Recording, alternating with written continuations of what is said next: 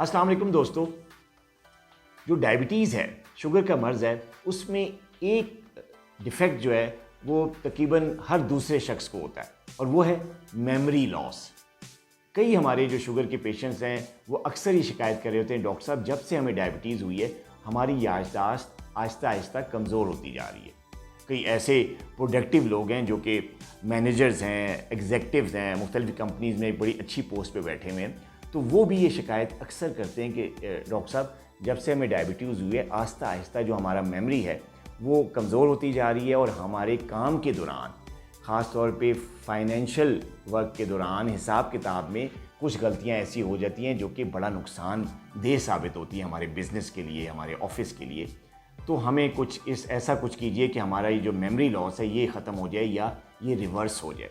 तो आज हम बात करेंगे कि डायबिटीज़ में जो मेमोरी लॉस है वो क्यों होता है, क्या उसका कोई हल भी मुमकिन है कि नहीं।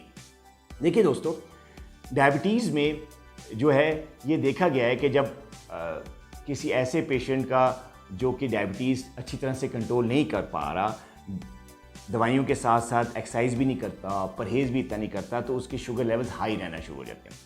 जब शुगर लेवल हाई रहते हैं तो जहाँ दूसरे सेल्स को एनर्जी या ग्लूकोज कम मिलता है वहाँ ब्रेन के सेल्स को भी ग्लूकोज कम मिलता है।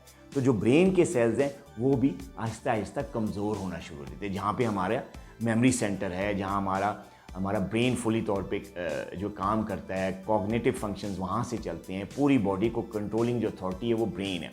तो जब उसके सेल्स को ग्लूकोज नहीं मिलेगी, एनर्जी नहीं मिलेगी, तो वो सेल्स आहिस्ता आहिस्ता कमज़ोर हो जाते हैं। कमज़ोर होने के साथ साथ ब्रेन का साइज़ भी श्रिंक होता है और इसका सबसे बड़ा इफेक्ट जो है, तो जो सबसे पहला बड़ा इफेक्ट पड़ता है वो मेमोरी लॉस पे होता है। आहिस्ता आहिस्ता याददाश्त कमज़ोर होनी शुरू हो जाती है। पहले जो है वो शॉर्ट मेमोरी जो है, जो नज़दीकी याददाश्त है वो मुतासर होती है, फिर बाद में अगर इसका ना तदारुक किया जाए तो फिर लॉन्ग टर्म मेमोरी भी जो है वो कम होना शुरू हो जाती है। तो ये बड़ा परेशान कौन मरा होता है, ख़ासतौर पर वो लोग जो मिडिल एज पे होते हैं, प्रोडक्टिव लाइफ गुजार रहे होते हैं, बिज़नेस कर रहे होते हैं, उनको जो है मेमोरी लॉस से बड़ा नुकसान होता है। अब ये जो वजूहात हैं, इसमें सबसे पहली जो इलाज है, जो तरीका है कि कैसे इस पर काबू पाइए, तो यही है कि आप अपना शुगर लेवल कंट्रोल करें। जब से आपको डायबिटीज़ हुई है, अगर आप अभी नए नए मरीज़ बने तो कोशिश करें शुरू ही से अपने ब्लड शुगर लेवल को कंट्रोल में रखें, डॉक्टर की हिदायत के मुताबिक दवा टाइम पे लें और कोशिश करें कि आपके जो टारगेट्स आपको अपने मुआलिज ने दिए हैं, जैसे फास्टिंग ब्लड शुगर का टारगेट है, रैंडम का टारगेट है, HbA1c का टारगेट, वो कंट्रोल में रखें, उसको टारगेट को अचीव करें ताकि आगे जाकर आपका वक्त के साथ साथ आपको मेमोरी लॉस ना हो। अगर जिन लोगों को हो चुका है, जब मेमोरी लॉस हो चुका होता है, अब क्या करें, तो उस पर सबसे पहला तरीका तो यही है कि अब भी वक्त नहीं गुजरा, पानी सर से नहीं गुजरा, आप अब भी अपना शुगर लेवल कंट्रोल रखें। और मैं अब मैं बताऊंगा आपको कि कुछ ऐसे तरीके हैं, कुछ ऐसी डाइट हैं, कुछ ऐसे तरीके हैं जिनसे हम जो लॉस हुई मेमोरी को उसको वापस रिवर्स कर सकते हैं और उसको स्टॉप कर सकते हैं वहीं पे उस प्रोसेस को। पहला सबसे जो इम्पॉर्टेंट जो तरीका है जो आप लोगों ने करना है अपनी मेमोरी लॉस को बचाने के लिए, उसको रिवर्स करने के लिए कि याददाश्त दोबारा वापस आ जाए या सही हो जाए, तो उसका सबसे पहला तरीका ये कि आप ऐसी खुराक लें जिसमें ओमेगा 3 फैटी एसिड्स हों। ये ब्रेन को एक नई एनर्जी देते हैं जो ओमेगा 3 फैटी एसिड्स हैं। ये किन खानों में होते हैं? सबसे ज़्यादा ओमेगा 3 जो फैटी एसिड्स होते हैं वो मछली में पाए जाते हैं, ख़ास तौर पे समुद्री जो सालमन मच्छी उसमें सबसे ज़्यादा जो है वो ये ओमेगा 3 पाया जाता है। कोई भी दरियाई मछली या समुद्री मछली में ये विटामिन पाया जाता है, तो इस किस्म के ग़िज़ा ज़्यादा इस्तेमाल करें। इसके अलावा नट्स, अखरोट, बादाम, पिस्ता, इनमें ओमेगा 3 बड़ी क्वांटिटी में पाया जाता है। तो ड्राई फ्रूट्स का इस्तेमाल अपनी आदत बनाएं अगर आप डायबिटिक हैं, तो इससे भी आपका मेमोरी लॉस रिवर्स हो सकता है। एक और जो है खुराक का बड़ा अहम हिस्सा है जिसके खाने से जो है वो मेमोरी लॉस रिवर्स हो जाता है, वो है एंटीऑक्सीडेंट्स। ऐसे खाने खाने चाहिए जिनमें एंटीऑक्सीडेंट्स हों।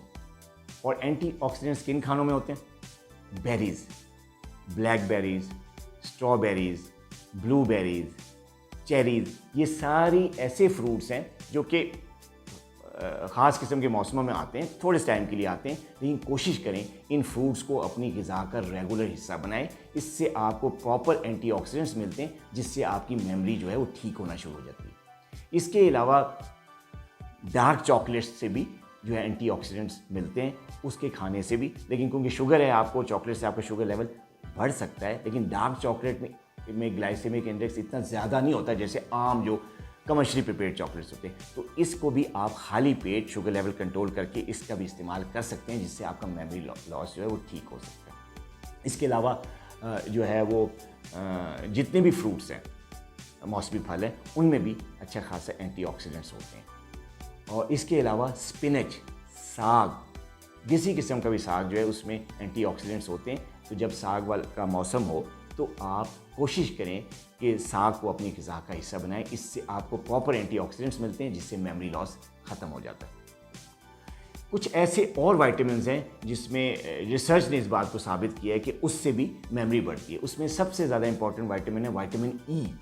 आपने सुना होगा, विटामिन ई जो है उसका जो रेगुलर कंजप्शन जो है उससे भी मेमोरी लॉस जो है वो ठीक हो जाता है, याददाश्त वापस आ सकती है, ठीक हो सकती है, स्ट्रॉन्ग हो सकती है।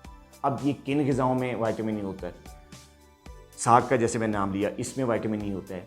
ग्रीन लीफी वेजिटेबल, जितनी भी सब्ज़ पत्ते वाली सब्जियां, उनमें विटामिन ई होता है। इसके अलावा नट्स, अखरोट, बादाम, पिस्ता, ड्राई फ्रूट जितने भी, उनमें विटामिन ई होता है। इसके अलावा फ़िश में भी, मछली में भी विटामिन ई पाया जाता है। तो इसकी इन ग़िज़ाओं की कंजप्शन से भी आपको विटामिन ई मिलता है, जिससे मेमोरी ठीक होती है। बी कॉम्प्लेक्स, विटामिन बी जो है जिन खानों में पाया जाता है, उससे भी मेमोरी जो है वो ठीक होती है। ख़ासतौर पे विटामिन B12 और विटामिन B6 जो है उससे बड़ी जो है ब्रेन को एनर्जी मिलती है, मेमोरी इंप्रूव होती है। और ये किन खानों में पाया जाता है?